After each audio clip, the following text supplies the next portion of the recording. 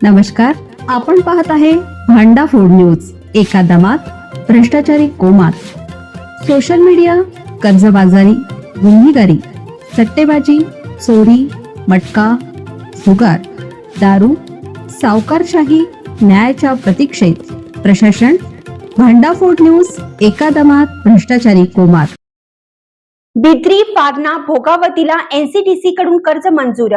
थकीत ऊस बिलाचा मार्ग मोकळा. कोल्हापूर जिल्ह्यातील भोगावती, बिद्री आणि वारणा या 3 सहकारी साखर कारखान्यांना राष्ट्रीय सहविकास महामंडळाकडून एनसीडीसी कर्ज मंजूर झालं आहे.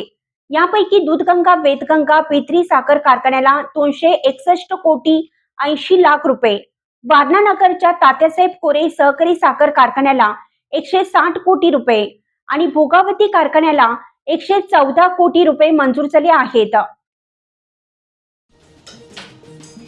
काँग्रेस सोडून राष्ट्रवादी काँग्रेस अजित पवार पक्षात प्रवेश केल्याचा फायदा राहुल पाटील यांच्या नेतृत्वाखाली असलेल्या भोगावती कारखान्याला झाला आहे. एनसीडीसी कडून कारखान्यास कर्ज मंजूर झालं असून त्यातून शेतकऱ्यांची ऊस बिले प्राधान्याने भागवण्याचा प्रयत्न आहे, असे कार्यकारी संचालक सागर पाटील यांनी सांगितलं. भोगावती कारखान्याचा गळीत हंगाम सुरळीत सुरू झाला.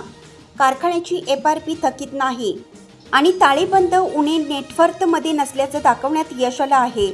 भोगावतीने या हंगामात गाळप केलेल्या 4.32 लाख टनापैकी 16 ते 31 डिसेंबर 2025 अखेरीच FRP दिली.